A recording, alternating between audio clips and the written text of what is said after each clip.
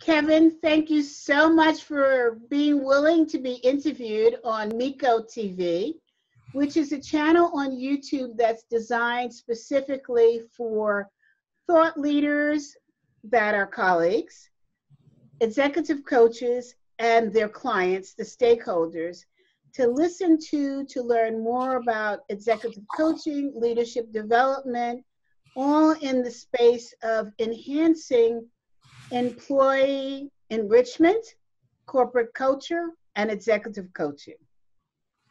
And so your book, Chief Leadership Officer here, I hope everybody could see it, is an incredible, incredible read. Thank you so much for sending it to me. I have to tell you that I opened it up, and I don't have a chance to do a lot of book reading these days because I'm on the computer constantly. I probably suffer from red eye reading so much on the computer. But I opened it up to the table of contents, which I cheat, and the chapter 5, which I want to get to it specifically so that I give the correct title. Okay, watch your mouth. Watch your mouth, okay? For somebody who is an INTJ who's been accused of being an Angela Davis of her generation, who is a Black woman, I said, what the heck is this guy talking about? And how does that relate to being a chief leadership officer? I said, this chapter I'm reading first. Okay. Golly, I may have to do a quick refresh here. And you know, when people ask me specifically about a chapter, I'll have to make sure that I'm prepared here. Well, it's the chapter that tells us that the term management was a derogatory term. Yes. And the expression of I'm taking care of my people is the worst thing you could say in your life as as a leader in your organization. So, well, I mean, that's one of the things that certainly is in this book that's kind of controversial and sort of in your face a little bit in that regard. So, I mean, yeah, it is an in your face sort of book because the people that I'm trying to reach, if you're not in their face, they're not going to catch their attention. So it has a lot of, you know, I'm not an impolite person, but I am a person that has strong opinions, and I will express those. And I express those often to my clients who are typically CEOs. They pay me for my honesty. In fact, I actually have in my contract, I tell them, the company is my client, and if you're part of the problem, I'm going to tell you you're part of the problem. I absolutely love it. So be prepared for that. And you look so genteel too. I'm actually a really nice guy, but I can't. But they hire me to help them. I mean, so it's called, you know, somebody has to speak truth in love. Yes, yes. You know, I've been called the good witch, and I've also been called a kick-ass coach. So there you are. I get it. I am so in your face type. And yet, if somebody does that to me, I'm in tears, right? Right. That's so funny. So first, let's start off with tell us about you so that you can offer credibility to what you're going to say. Sure. I mean, in terms of my background, I mean, I've been a small business owner for really all of my life. I've been 50 years. I'm 63 years old, but I've been in business for over 50 years. So I started off very young in age, selling candy on the bus and getting lots of cavities as a result of my profits. My parents helped underwrite the cavities, and I just kept selling the candy. So I think they were on the losing end of that proposition. And I've just had a series of businesses since that, everything from teaching tennis professionally, having a tennis pro shop, to then going off to graduate business school at the University of Virginia, the Darden School, where I actually taught tennis as part of the way to pay my way through school. Worked 4 different jobs when I was in business school as well. And then came out of that and started working for a company I'm not a very good employee, so I worked for a company for about 1.5 years. And then I started my business back in 1982, ostensibly doing commercial real estate. Then I left that to start a greeting card company for I created the first ever corporate related greeting card company, and then got into publishing and was continuing to do commercial real estate work. Then I finally realized I needed to do that there was a problem in business that was bigger than what I saw that was happening. It was a consistent problem that I saw. And part of that was led to the writing of my first book, which was The On-Purpose Person, which was the absence of purpose and meaning in life and work and in businesses. And so I began in the late 1980s talking about purpose. And so I pioneered that. I've been pioneering that message really since the late 80s, early 90s. The On-Purpose Person came out originally in 92. The On-Purpose Business came out in 1998.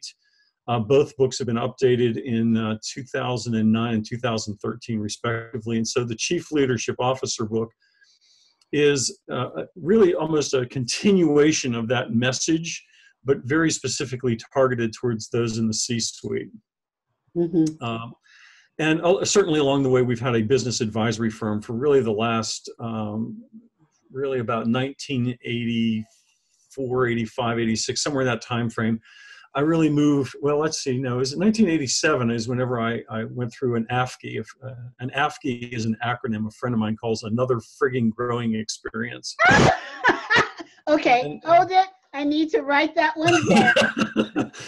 Another Frigging Growing Experience. It's an AFGE. Once you learn it, you'll love it. It's just so explanatory. But anyway, I went through a business divorce, and at that point I regrouped and said, you know, what am I going to do with my life? And really I was looking deeply at these areas of purpose. Who am I? What do I want to do with my life? What do I want to do with my work? And that began sort of the genesis of some of the On-Purpose Person work and research that was going on. And so since about 1988, 89, I've really been a business advisor to CEOs on overall business strategy, corporate culture, marketing, the integration of all of these things. That really the only person that's really charged with integration is the CEO, hopefully in the future the CLO. They have to make the P&L work. They have to look at the income and the expenses and end up at the end with a profit on that side of the equation, of the financial side of the house. But and then they have to make the people integrate with the strategy and so on and so forth. So they're the integrator, and I've always been an integrator. So in that sense, that began that work, and then I just realized there were some real problems in business that I just wanted to address. So, you know, we have the Association of Corporate Executive Coaches, which is made up of only master level coaches. You mm-hmm. have to be coaching at the C-suite level. And out of that came the MECO Institute, which is now the MECO Leadership Institute. And our focus is on identifying thought leaders like yourself, which we call the quiet change makers. Mm-hmm. So you're not over marketed, but you're making a significant difference in the fields that we're talking about, which specifically is corporate culture, executive coaching, and employee enhancement, mm-hmm. all embracing leadership. And what we do is we have a designation which organizations apply to prove through standards that they are making those three areas happen for their organization, right? And it's an application that they have to apply for every 2 years. And so far, the organizations that have received the designation include the Mayo Clinic, mm-hmm. Ford Motor Company, L3 Technologies, Roden and Fields, MD Anderson Cancer Research for the University of Texas, and we just announced the 2018 designees, which include UCLA, Rice University, and Hermes Airport out of Cyprus. Wow. So these organizations are doing remarkable work because their applications are evaluated by a team of really kick-ass thought leaders, right? And so when I saw your book, the first thing that occurred to me was, this is remarkable, just the title alone. But I want you to tell the audience, please, how you came up with the title, and that your goal is to replace the name Chief Executive Officer with Chief Leadership Officer. Yeah, well, actually, what's interesting about it is this is something that I came up with, because I'm a forward thinker, and I don't, I see things in patterns. I actually bought the domain name for this on October 1st of 2001. So I've been Chief Leadership Officer since then. If I've learned anything over the years, it is that I am often 10 to 15, 20 years ahead of curves. And so I bought this, literally 17 years ago. Yes. And sat on it until just within the recent years to write this new book, the Chief Leadership Officer book, because I knew that if I released that book in 2001, 2002, that it would fall flat. Yes. Even now, I'm ahead of its time. I mean, that's if there's a hallmark to my career, it's been that I'm ahead of its time. I'm ahead of my time. And so this is one of those trends that I'm not anxious about this book, if you will. And everybody keeps saying, Kevin, gee, you released the book a year ago. And I'm going, yeah, we've done almost no promotion because we're doing other things, and we send it out periodically and we have conversations. It will find its time when it's supposed to, and I'm not going to be anxious about it. Now, we're not going to just sit on it, mind you, but we've got some other projects that are ahead of it. But this is a really important message that I think in the future is going to come along. So what really came about with it was, again, I was looking at what's working in business and what isn't. And I have to say, first of all, I am a business capitalist, love it. I think business is one of the most creative places for people to be. It's a different kind of creativity than if you're doing artwork and so on and so forth, but it has that same sort of capacity to bring an idea to life. We may not be using either film or paints or macrame or whatever materials or things, but we are creating something from an idea. And so I love the creativity of what that is about. But along the way, business became business, as opposed to, it's kind of lost its place in society, in my view. It seems to have lost respect. Especially with Tyco and Enron leading the fray. Yeah, and some of that is because we've become so specialized. So one of the ways that I often describe it to people is that if you ask the average person, why does a business exist? What is the purpose of a business? And invariably, if you're talking to the average person out there, they say it's to make money. Mm-hmm. Okay, and that is actually a true statement if you are in the disciplines of economics and accounting. So those are very specific disciplines, and that's true. But a business does not live in a discipline. A business lives in a society. And so within a society, we have a very specific role. And those of us who are blessed with the ability to make money, to create ideas into things or into services, we have a rare and unique privilege, which is that we are to raise society rather than simply enrich ourselves. And it's really interesting because, we talk a lot in the industrial age about the robber barons, the Vanderbilts and the Carnegies and all of these. But, the truth is, I've read a lot of Carnegie and Tom Watson, the original founder of IBM. Who else have I read? Henry Ford.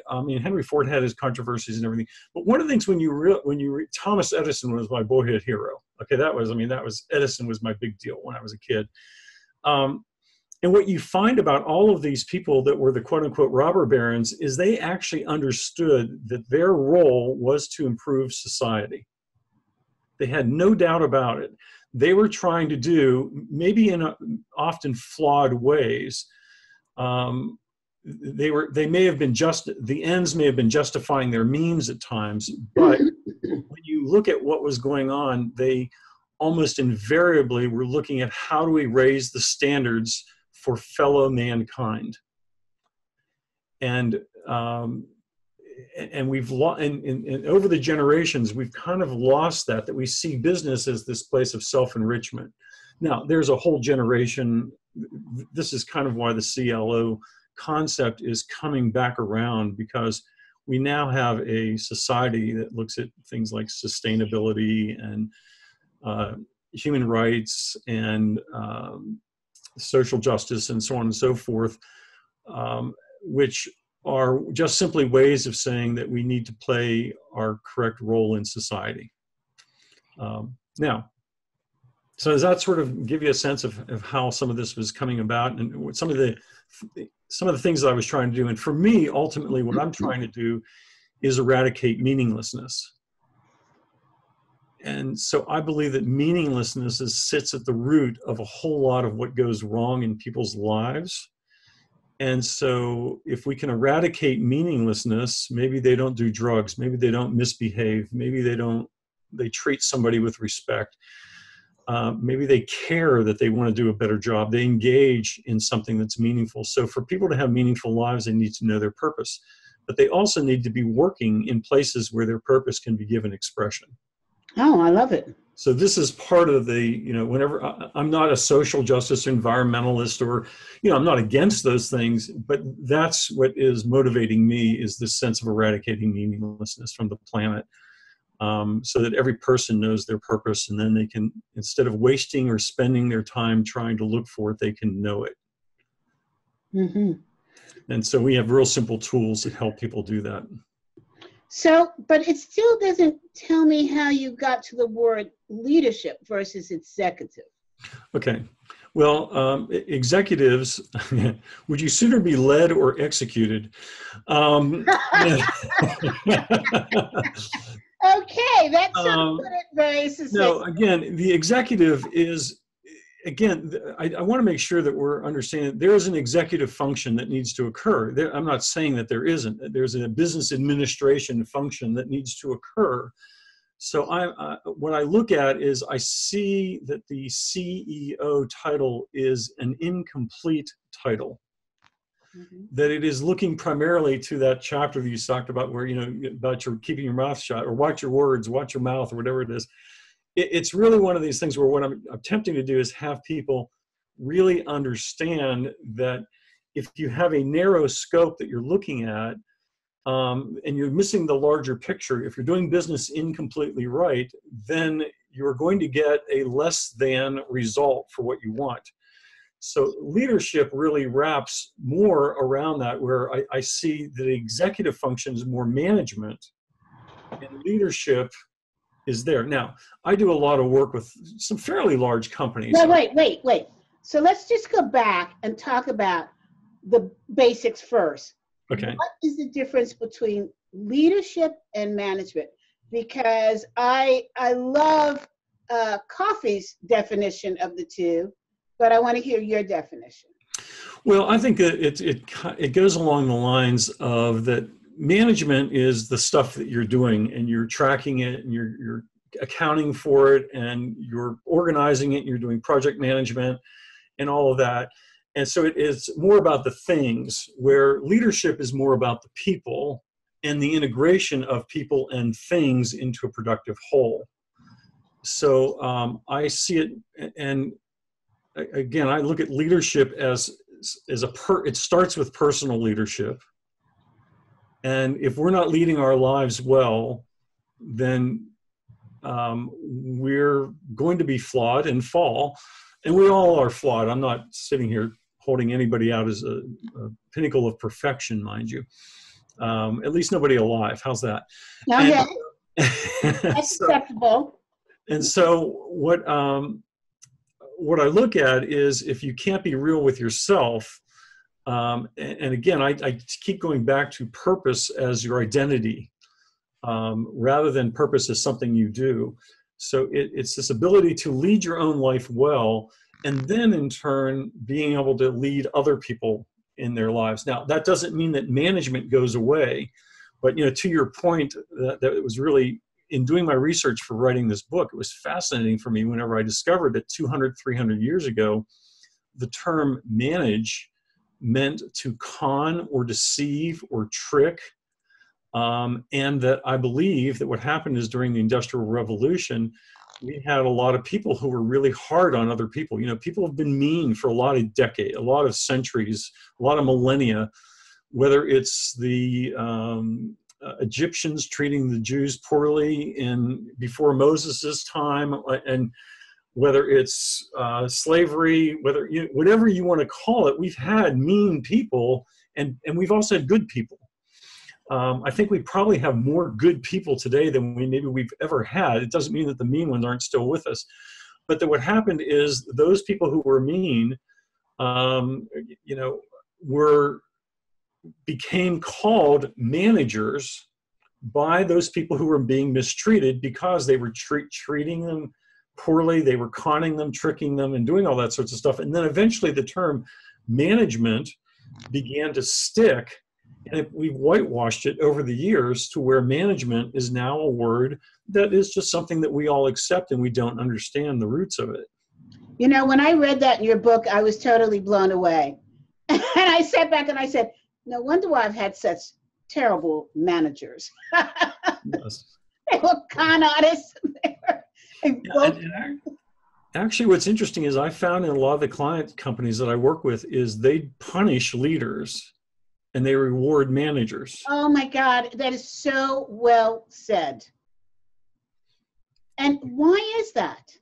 Because a leader threatens a person's position and point of view, where a manager will do as they're told, is maybe the best way to describe it. So, you know, that leads me straight to, that is the reason why we called it human resource management. Correct. Okay. And that's another one of my bugaboos that you have in the book. I'd say this is one of the, yes, again, part of the reason that we have the CEO to CLO transition is that CEOs are increasingly obsolete because they come out of the Industrial Revolution. And part of the Industrial Revolution, in fact, I have the book right here. Do I have it? Oh, where is it? Here it is. This book, The Principles of Scientific Management by Frederick Winslow Taylor. This little tiny book revolutionized our world.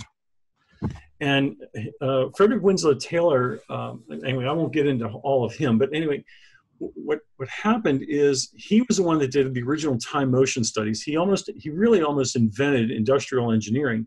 So what he began to do is dehumanize people because they were the labor inputs into the assembly line.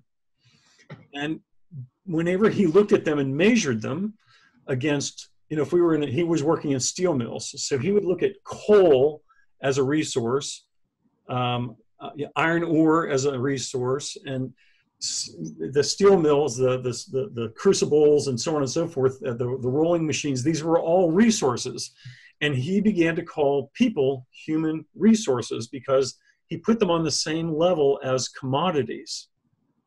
And so today, you know, every time I talk to a CEO and they go, well, I'm not obsolete. And I said, do you have a human resources department? And I go, yeah. I said, you're obsolete. You know, and they go, what do you mean? I said, I tell them the story. I said, this is what's going on. You know, you're seeing people as a resource or worse. I mean, some of the things that are going on, like I recently wrote to the head of a very large consulting firm and said, you know, you're calling your people human capital.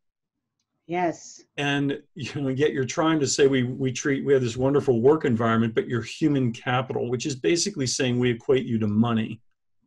You're fungible. You know, and we thought we were so sophisticated when we started using the term human capital. Correct. And if you understand what capital is, it's money. So what is the correct nomenclature? Well, you know, I'm in Orlando, Florida. One of the great institutions around here is Disney, and they have casting. So they're their cast members is an example of a company that has done a very unique sort of thing. I believe that certain airlines, they have them as crew. Yes. They have a specific role. Again, if nothing else, call them people, call them talent management. You know, there's all these other words that we can use that are actually humanizing. Now, again, the reason I say all this is not because I'm trying to be touchy-feely. I'm actually trying to help my clients be more profitable financially, as well as societally. So this is actually good business is what I'm describing, because people don't want to be treated like a number or like a cog in the wheel. And so what this is doing is when you have a human resources department or a human capital or, you know, whatever else you want to call it, human assets. That's the other thing is, are people your most valuable asset? And they go, oh, of course they are. I go, well, guess what? Assets are on the balance sheet. And so we, you know, again, I have these conversations with them. I say, you don't realize it, but you're actually diminishing the people. And it's the people and their purpose that you want. You want them to innovate. You want them to think. You want them to come out and be. And yet your language is speaking something very different. So it's very difficult to engage people if you don't have their hearts, and their hearts are where their purpose lives. Well, I think also, you know, we as a society, we work so hard to get to using new terms. And then once we find out those new terms are the wrong terms, then you have to go through a whole thing in your mind, in your state of being, to change the language. But first you have to understand what you're changing it to and why it didn't work in the first place. And that's just a lot of work to ask people to do in a VUCA society, right? True. True. But language is the ultimate of creativity. You know, you can go and depending on one's perspective, in the beginning, in Genesis 1 in the Bible, it says, in the beginning, God spoke the word and the world came into being. So if you think about it, yes, but God had one word to speak. We've got too much now with the digital era that we're in. But my point is that words are acts of creativity. Okay, whether it's written or spoken words, they are acts of creativity and they carry weight and meaning and significance. And if we don't watch our mouth, to use the title that you like so much, if you don't watch your mouth, you're going to end up creating something that you don't really intend to. And again, I think it's just sloppy use of the language. I think when people understand it, they're like, oh man, you know, it's like, there's certain words that I just won't use. And, you know, hey, I slip and I'll talk about human resources because a lot of my clients have a human resources department. So I have to talk in their language. Yes. I mean, I even look at the word employee as a pejorative. Tell us about that. It's a team member. It's an associate. It's a person. Again, to be employed is it describes a state of work, if you will. But I would almost prefer the word vocation or occupation. You see, where to employ is much, again, we tend to employ assets. We tend to deploy assets, like in the military, there's a deployment. Now, there are times where, again, I'm not real dogmatic about these things. I'm just trying to make people aware of them more than anything. So, okay, so now my mind is just in overdrive right now. So I want to get to the part about I take care of my people. And I want to tell you that I heard, my mind was like fireworks, and then I was falling on the floor laughing. I didn't know which to do. Okay. And tell me what was going on in your brain. So you hear so many managers, and I'm trying to think if you really hear leaders say it, but when accused of behaving badly, their comeback is, yes, but I take care of my people. And in your book, you make reference to the fact that that statement alone is a negative statement. Well, no, if you look behind it, I mean, I understand the paternalism or the Yes, maternalism that's yes, behind it, that they're saying. yes. That's what you Again, talk about in your book. Yes. correct. But, and I think that they're attempting to be noble and kind and good and all of those sorts of things. So I don't misattribute to them. What I do look at it is say, you know, if you want to treat people adult to adult, not parent to child. And my people is like saying my children. And so, and it also implies ownership. Oh, yes, it does, because I read that and I thought slavery. Yeah, this is my glass of water, Right. um, as opposed to a glass of water. And so it does have this sense of indentured servitude or slavery that's there. Again, that is the industrial age mentality that is there. And again, I'm really not trying to create microaggressions. I mean, I'm not a microaggression. I mean, I'm just saying, look, just be aware of it. Don't be offended by it. Just watch your language and you'll find that you're going to catch yourself saying, wow, I may have some attitudes here or some things. And it's not that I actually have the attitude. It's that it's so ingrained in our culture of business that we have. And that's why I'm not anxious about CLO, because I realize it's such a monumental shift of language, thought, and implementation that it is going to take time for it to work its way into the system. But I do believe it is the right way that is going to, what the future is going to hold if we're going to succeed, because there's a lot of societal shifts that are going to be there, and it's a different way of doing business. And we need a different way of doing business. So let me just go back to your book cover here. And so you say here, emerging business leaders will be known as Chief Leadership Officers, CLOs. They carry 3 clear charges. 1, position the organization to be a leader in its chosen field. Isn't that something that we've always tried to do, because that's tied to being number 1, your equity? Are you saying that we have not done that? No, I think that that is, you have to look at the 3 together. Absolutely. I was going to take them apart, but. Okay, yeah, okay. But yes, I would agree that every CEO is probably at some level looking at how do I position my company to be a leader in its chosen field. Okay. So the next thing you say is position each person to be a leader in his or her life and work. Clearly, we have not done that. Clearly, we have not done that. Right. And then 3, you say meaningfully integrate the 2 above so everyone profits. Remembering that financial gain is but one aspect of profit. So, can you tell us about the other aspects of profit?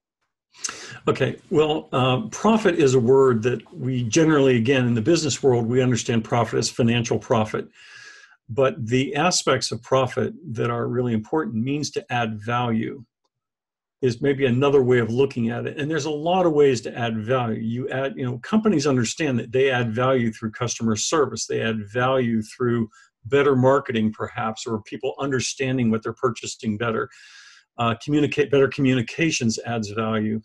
A better user experience creates value. There's a lot of ways that you can profit your consumer or your customer or your team so that they are able to profit. And generally speaking, if we only look at profit as a financial equation, it's much like looking at business as only about making a financial profit, only about making money, as opposed to understanding its larger role in society. So again, what's happening is there's big misunderstandings that then get translated into these little misunderstandings. Mm-hmm. And these little misunderstandings, unfortunately, have major implications. Mm-hmm. So don't dispel my thinking here, because to me as a consumer, my go-to organizations for best in class are Costco and the Apple Store. Mm-hmm. Right? What makes them, and so I'm looking at, if we look at profit as the consumer experience part, so for me, the most positive consumer experience I have is at the Apple Store and Costco. Mm-hmm. Are they doing something right that results in this happening? I also had a very positive experience in most of my visits to TD Bank.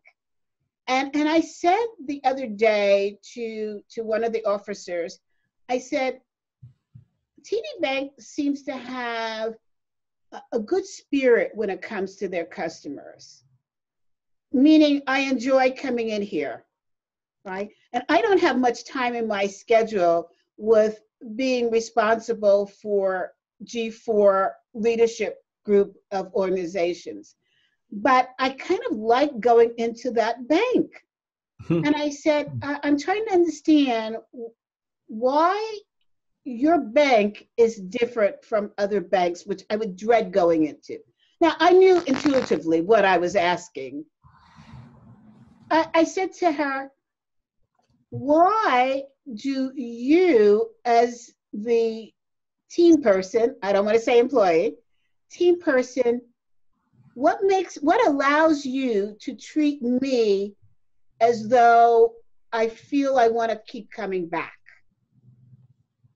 And she said to me, well, you have to believe in our mission, which is we want to make bankable, your banking experience, a positive one. And she said, I've been at other banks where we weren't taught that. We were not taught how to respond, to be part of the customer experience, right? Mm-hmm. The other day when I walked into my Costco, I told them I was moving.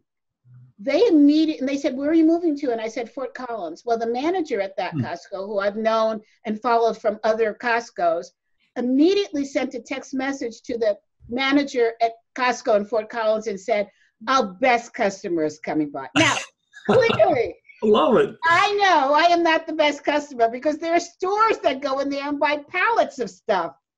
But I feel as though I'm their most important customer. Who does that? Costco? Seriously, come on now. Well, one of the things that's interesting about Costco and I don't know about Apple. I mean, I'm an Apple person. I bought my first. In fact, you can't see it in here, but I've got the second ever Macintosh ever made sitting up on the top of my bookshelf. Congratulations. Yeah. But anyway, Costco has a prosperous wage strategy. A prosperous wage strategy. They pay their starting people. It's been a while since I looked at it, but I think they pay their starting salaries are $19 an hour, no matter what, or somewhere in that range, $19 or $20 an hour, and on up. And so what they do is they retain their employees. If you notice about Costco, you see the same people there year after year after year after year. And I'm a Costco fan as well. And it's because of that prosperous wage strategy that they're able to do that they believe that you get good people, you pay them well, and they will take care of you. Now, I did some work with a client of mine years ago, and he also used a prosperous wage strategy in a retail business. And he could see that when he could keep a team together, there were 5 people on a team that led a store. If he could keep those 5 people together, literally that store's revenues, he could track it, would go from maybe making 100, I don't remember the exact numbers, but 150,000 a year to 250 the next year to 350 the third year, to the point where that store would produce $550,000 a year in net profits to the business. But as soon as one of those team members left, that store went right back. Wow. Year one. Wow. And that because the nature of teamwork and people knowing one another, trusting one another, and their customers getting to know them and work with them, it was a very interesting dynamic. Mm-hmm. And so it's that sort of a thing. I mean, I've watched kids grow up at Costco who, Yes. it's kind of like, they come in as a teenager and they're doing whatever. And now they're a manager. Yes. And it's fun to watch. It is. And it's not, I mean, I've seen the managers there and they're not lightweights. I mean, they are strict, their expectations are high, but they reward beyond just the monetary value that we're talking about. Right. And I think it kind of fits into what you're talking about in terms of leadership. Let me give you an example, and it's kind of a sad one, but I was so proud to be a Costco member. One of their young members passed away in a 23 years old, was in a car accident. And I drove up and I saw the bunting outside of the store. And I thought, what the heck? And I walked in and I said, you could feel the somber. And I said to one of the guys, I said, what's going on? And they pulled me aside and quietly said, we lost one of our members unexpectedly over the weekend due to a car accident. And I don't know how to express it, but everyone in that store was appropriately, and then I'm saying that in quotes, somber. In other words, they went about doing their business in the same quality of excellence, but you could feel in the air that there was a sense of a team member loss. The day of the funeral, she was a cashier. The day of the funeral, they put roses on her register. Wow. I walked in, I saw that, I almost lost it. Wow. And I said to the manager, kudos to you for allowing this to take place. And he said, we lost one of our own. Wow. And he said, and customers are saying exactly the same thing. And we didn't do it for customer recognition. Right. We did it to help heal. And so I'm getting misty just thinking about. Yeah, no, I'm tearing up too. I mean, it's what an amazing, see, this goes to the basics of human need, which is we want to belong and we want to have significance, period. And when you have, he is doing that as much for the living as he is for the dead. Yes. And he understands that this is family. This is a place where we care about you. We're not family in the sense of blood family, perhaps, but we are a team. We're a unit that works together. We are, the military understands that, band of brothers and sisters, so to speak. And it's kind of like at my church, we talk about church family. It's that sense of belonging, and that whenever one is missed, it is a significant loss. And so we have that because that way every other person there understands that they also are significant. And does this kind of action, does this kind of define leadership in your mind? It defines a competency of leadership, which is there also is a business competency of leadership, but there is a human or a people competency of leadership, which is why, oddly enough, I find some of the best leaders are actually formerly athletic coaches. Interesting. Why? Well, because they first had to understand that you can't force a kid. I've got friends of mine that are professional athletes that have played pro football and stuff like that. And I've asked them, who's the best coach you ever had and why? And generally speaking, they'll say, well, if you want to talk about the best record or something like that, I go, no, the best coach. Who got the most out of you? They'd say, well, I had coaches that instilled fear in me, and I had coaches that brought out the best in me. And the ones that brought the best out of me, we had the best team, we had the best environment, we had the most cohesiveness, we pulled for one another. Where the coaches that instilled fear in me, we got the job done, but it was a job, and it wasn't fun. And we were paid, it was an exchange of money for services. And that's the way we lived.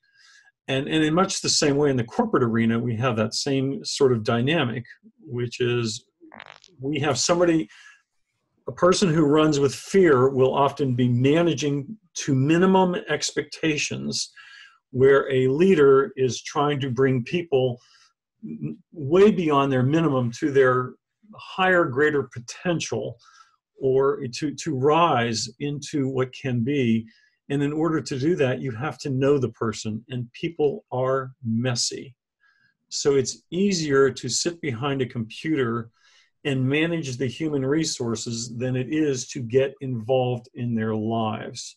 Because if their lives are messy, and if our lives messy, I mean, I remember years ago, I had a client of mine who said, we put together this amazing strategic plan for this organization to double, triple, and quadruple in size. He loved it, the team loved it and everything. And the guy who was it was a not-for-profit, the guy who was the executive director of this not-for-profit said, I have to resign my job. And I said, why is that? And he said, I can't lead this team there. And I said, whoa, wait a minute. I mean, he's a really good guy. I mean, really, really a lot of respect for this. You know, why do you say that? And he said, because I can't lose 20 pounds. My life is so out of control that I can't lose 20 pounds. How can I expect a team to follow me? Wow. And I was like, wow. So that's exactly, I said, we can help you lose 20 pounds. That's easy. That's just bad choices and different things and all of the sorts of things that are going on. We can get you a health coach. We can get that solved real fast. If you really want to lose those 20 pounds, well, he lost that 20 pounds and actually more. And that team actually quadrupled their revenues in about a 3-year period of time. Wow. But see, he saw himself as failing at something, therefore he couldn't lead his team there. And it was the most visceral connection I've ever seen between what's going on inside of us and our ability to ask somebody else to do something when we know our lives are perceived to be in chaos. He had tremendous insight. Yes, and we had tremendous trust for him to convey that to me too. Yes. Yeah, it was very, and that's what happens. I think for those, you know, because you've got a lot of coaches here, we as coaches, we get these inside sort of peaks, these little glimmers that if we listen, we pick it up and we understand. Because again, if we're as coaches caring for that leader, then that leader is caring for that organization. So we have to understand that we're working through it. And so that's why coaches, that's why I said athletic coaches often are best, because they have the human, the people perspective is, I've got to work through other people because I can't play every position on the field myself. Where a lot of us who come up through the technical side of it, we're the authority on finance or accounting or operations or technology or whatever it may be. Therefore, nobody is as good as we are at it. And you so know, I think I could talk to you forever, because you just put the nail on the head of an experience that I recently had. And this is synchronistic, which is watching an executive coach spin out of control personally. And I thought, okay, how can I support this person? Because if they're not aware of their behavior and they're going out there and they're coaching senior leaders, we have a problem. And so I think that, I mean, I am just amazed at this leader that you talked about, who had the insight and trust to say, I can't lead this group because I have something going on in my life that needs to be cleaned. And could you help me? And then this is the positive result. I think that oftentimes, you know, I know we're going a little bit off subject, but you brought it up. Those of us that are in the helping space, we have to watch to take care of ourselves. We have to be leaders in ourselves before we can coach leadership. Yeah, and see, that's why the first book I wrote was The On Purpose Person. Because I said, if you're not on purpose as a person, And then the next book was The On Purpose Business Person. And then the next book was Chief Leadership Officer. So I've been working on a 30-year plan here of doing this. And then behind all of that, there's tremendous amount of support. But at the core of being a leader of your life, if your life doesn't have purpose or meaning, then you are adrift and you feel alone and lost. So whenever I talk about eradicating purpose, eradicating meaninglessness, the way you eradicate it is you inoculate with purpose. And so I use 2-word purpose statements to help people understand their purpose in life. And by doing a 2-word purpose statement, now there's a filter that everything can go through. Okay, let me turn my page here, my note page.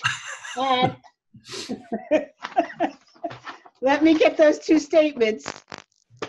Well, no, there's not. I mean, well, I don't have, everybody's is unique. Everybody's 2-word purpose. Now, in the Chief Leadership Officer, I say if your business doesn't have a purpose statement, a 2-word purpose statement, use the word, which is on the front cover of the book, which is, this is increasing wealth.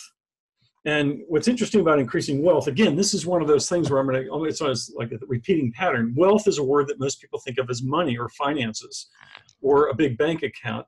Wealth comes from the word, at the beginning of it, is the word wheel. Okay, so if I hold it up, W-E-A-L, that's a word that none of us have ever probably used much. And wheel is a word that translates into well-being. Oh, I just got it.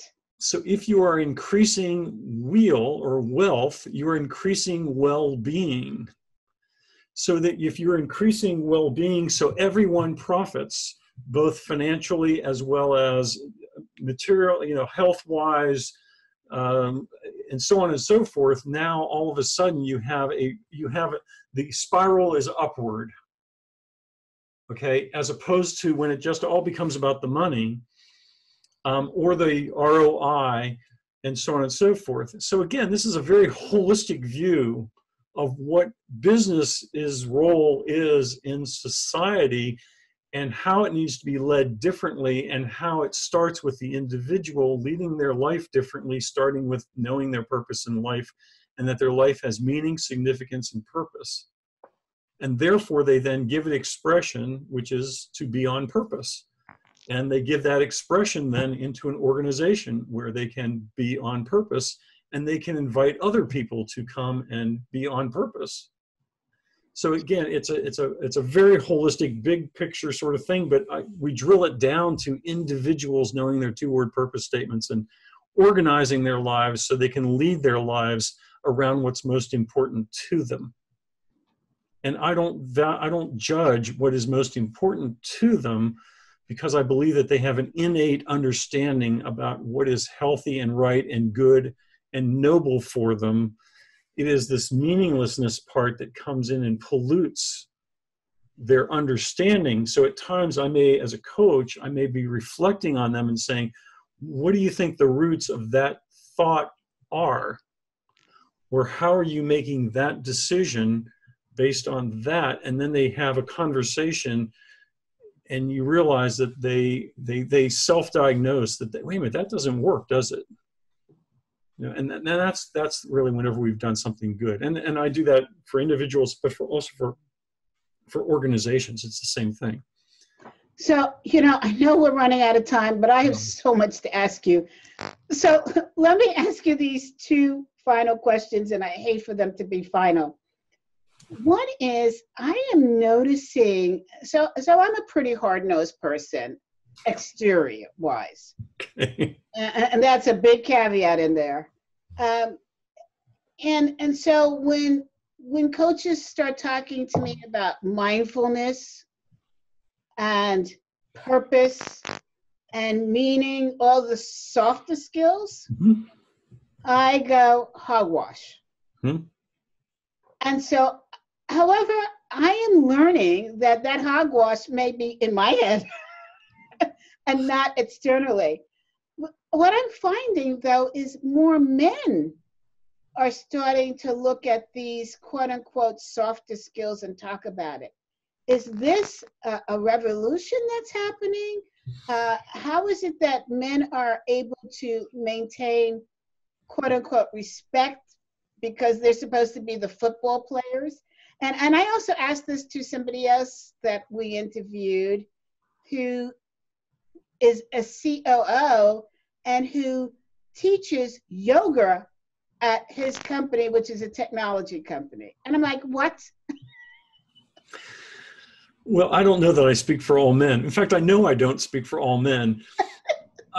All I can tell you is the absence of purpose has very practical implications. I always say the soft skills are the hard skills. And, it's a lot of people say, well, it's kind of like, if you don't know your why, if you don't know, and mindfulness is, all of these things, they're all sort of saying the same thing that I'm saying. I'm just saying be on purpose. I'm much more like you are in that sense, and that I'm trying to find very practical application of these things so that, for instance, we have a checklist for CLOs that they can go in and say, have I written my purpose statement? Have I done, have I done, you begin to understand that it has, it's kind of like, I describe purpose as kind of like spiritual electricity that's flowing in through a building. And so if the building is cut off from the power source, you've got this beautiful edifice that's there that has no electricity in it. Nothing can run in it. People can still, be sheltered and everything in it. It doesn't lose its function altogether, but it's not fully what it can be, what it's designed to be. And so in many ways, when you take that kind of spiritual energy out and you only leave a shell of a building or a shell of a person, then you're going to get a less than result.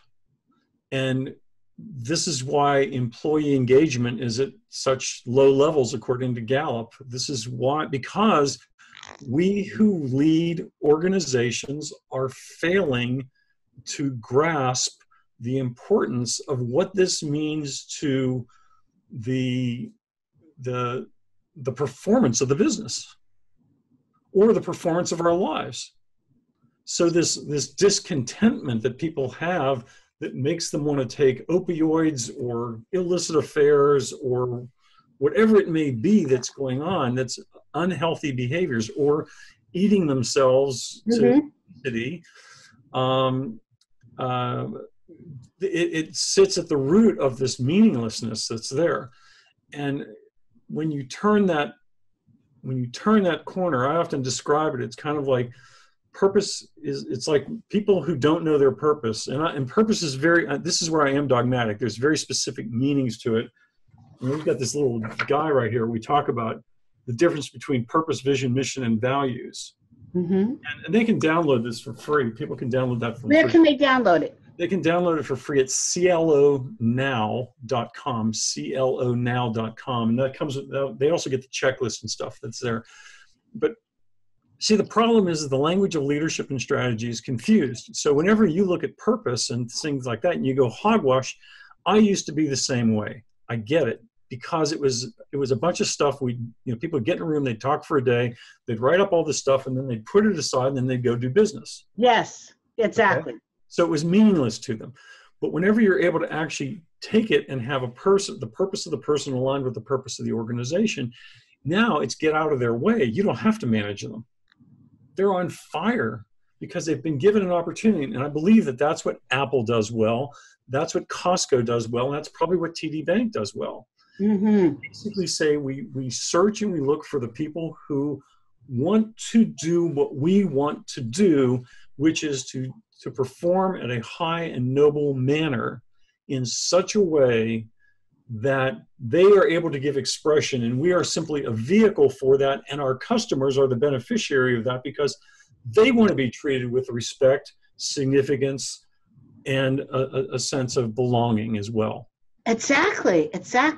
Right. So okay, my final question, I'm not committing that's final though, okay.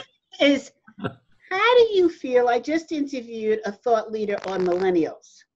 Do you think that millennials have a better handle on leadership versus management and on leadership in terms of purpose? No, here's my take on millennials. Millennials just have they are at the right time more than they are any different. Okay. Uh-huh. You know, I believe that everybody longs for purpose and significance. The difference is society. Again, you have to look at the wave of society. We've come out of being hunter-gatherers where we were just struggling for food and survival and everything. And today, if you want to eat, you have about a 99% chance that you're going to find something in the refrigerator or pantry. So you're not having to look at it. And so what's happening is they are at the unique position in history where they actually can indulge their self-interest, where, you know, you're probably of a similar age to me. When we were growing up, our parents did not have that much opportunity to indulge their self-interest and profit from it. Where now the ability for people to have a business, to do something that's creative, to give expression to it, it's never been better. And so that is the shift and the benefit that the millennials have. And that's the perspective that maybe they don't have also, which is they don't realize how good they have it. But I think a lot of them do. I mean, I actually am very high on the millennials. I've got two kids of mine are millennials. But it's so they're just in a better place in time and space and the ages of mankind, if you will. That's a great perspective. You know, I hadn't thought about it that way. I think that I'm fortunate also in that I have a lot of exposure to millennials, and I'm learning so much. I feel like, oh my God, what was I doing? Sleeping all these years? But I'm also running into the fact that they command respect and they give respect. And I think a lot of people are missing that point.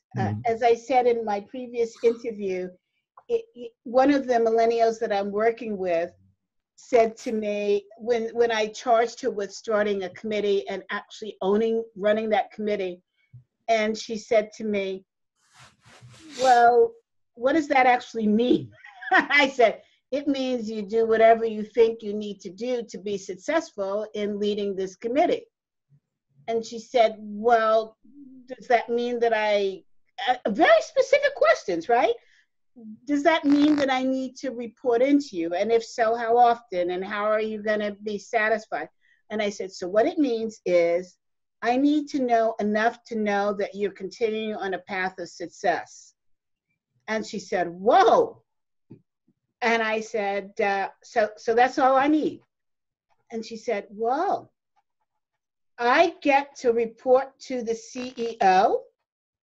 And I said, is that important to you? And she said, you're absolutely right. It's important to me. I could use that panache. And I said, go for it. There you are.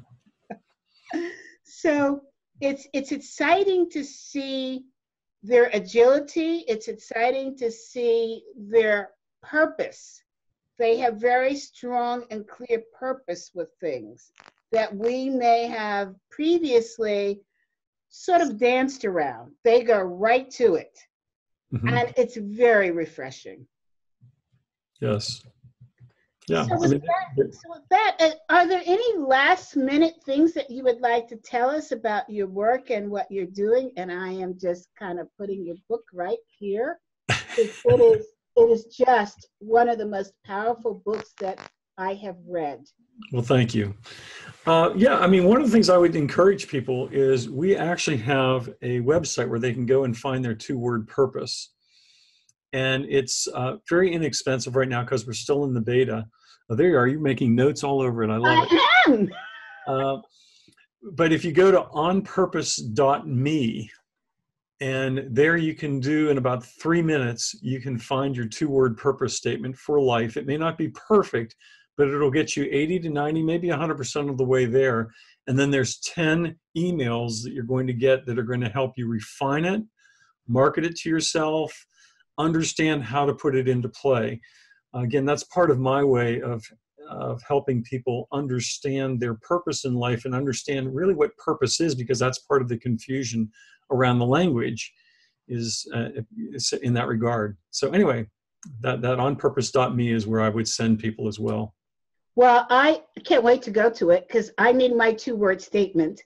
And I'm looking forward to you accepting an offer to be a keynote speaker at our MECO Leadership Conference in 2019. Well, that sounds like fun. Okay. Thank you so much, Kevin. Thank you. And congratulations for the wonderful work you're doing with MECO. And just, I think it's really neat that you've got this organization that I was not aware of until you reached out to me.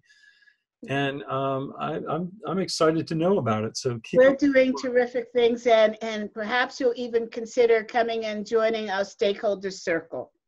Okay. It is for those organizations that have actually received the designation, but where we want to move to is having guest speakers talk in that small community. So look for more from me. Meantime, the website is MECO. That's I've got it here. I've got the website up. Well, I want to just say it out there for those that are listening in. It's MECO, Mary, Echo, Charlie, Oscar, -institute.org.